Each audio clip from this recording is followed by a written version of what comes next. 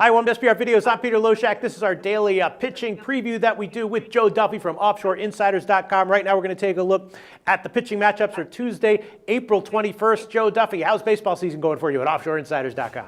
Absolutely fantastic as we record this coming off a beautiful day. We're about 10 games above 500 with almost all underdogs. Really? So you're showing a pretty solid profit this year? That is correct. Go to the website, offshoreinsiders.com. We have the precise details, more than a solid profit, actually. All right, awesome. Congratulations, Joe Duffy. Well, let's get to the Tuesday pitching assignments. Start off with one of my favorite guys to talk about. He'll probably be the first guy I talk about every day until further notice when he's starting. That's Tim Lincecum, right? At home against the Dodgers. Is he going to be vulnerable again? I guess he gets some protection from pitching at home in that park, but the Dodgers have a solid, strong lineup this year, and if his fastball does not have the bite that it has had in years past, and they could rip him up for 4 runs in 5 innings, maybe he'll be a good fade again against the Dodgers. What do you think? I know you do love Tim Lincecum. He has pitched pretty well against the Dodgers, but his ERA has actually climbed against the Dodgers from 2.15 to 3.16 over the last 2 appearances. So although historically he's pitched well at home against the Dodgers, not so much lately. And as I kind of alluded to, Lincecum, he is Tim Lincecum in name only. So I really think that for the most part, you're going to get good value going against Lincecum. Obviously, he's not getting the respect from the odds makers that he used to. But other than that stretch that he went in last year, where he went about 4 or 5 games where he looked like the old Tim Lincecum, he's really a number 4 starter. The next thing I want to ask you about is Carrasco, Carlos Carrasco for Cleveland, right? He was a guy who, at the start of the year, I was kind of high on, and that did pay dividends in his first start at first. But then after that, in his last start, he got hit by a line drive in the side of the face in the first inning.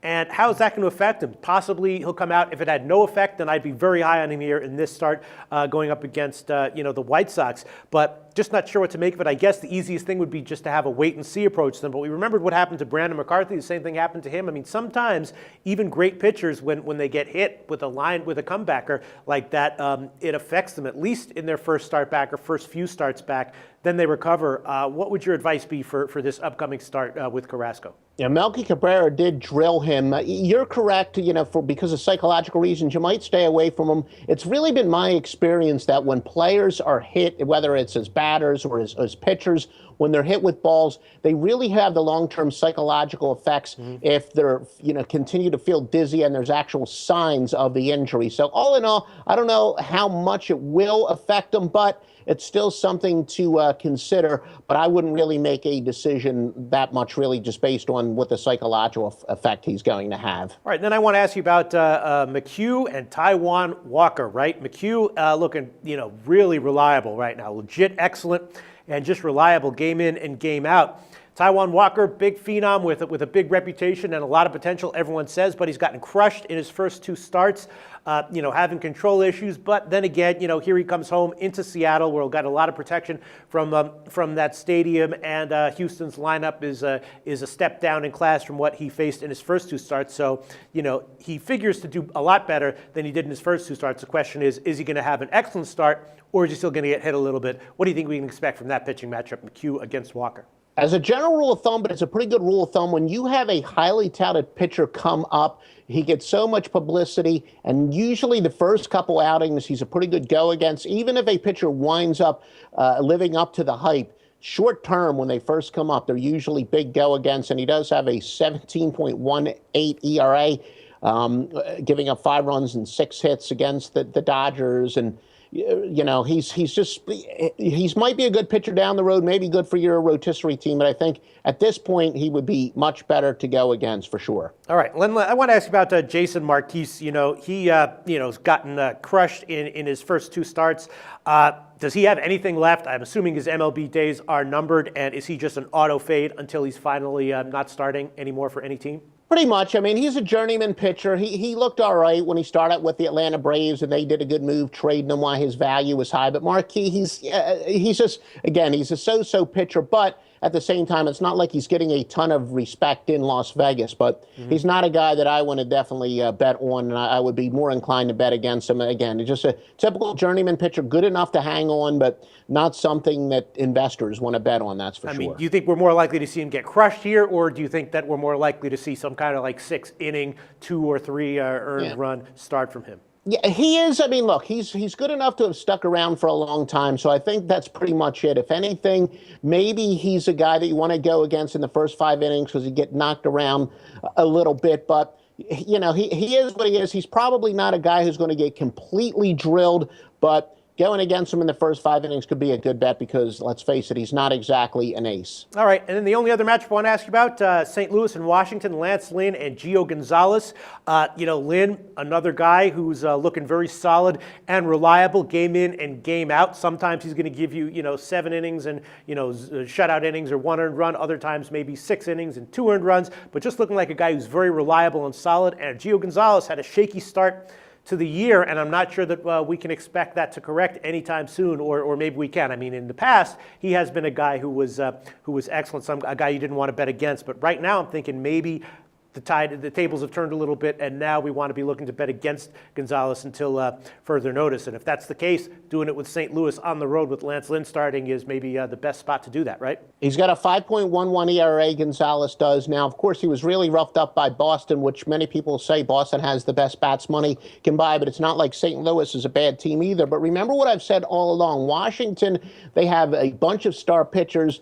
They're being raved on by everybody. Washington, in general, has been a team that I've kind of singled out to be a go against, and especially when you got a guy like Gio Gonzalez on the hill, because Gonzalez essentially has to pitch like a Cy Young candidate in order for him to justify the big line that you're usually going to be laying. So going against Gonzalez, I think, is going to be pretty profitable this year, and especially while he seems to be struggling a little bit, good situation to fade him. That's it from Tuesday that I want to specifically make sure that we got to. Is there anything else that I missed that you think is worth noting, Joe Duffy?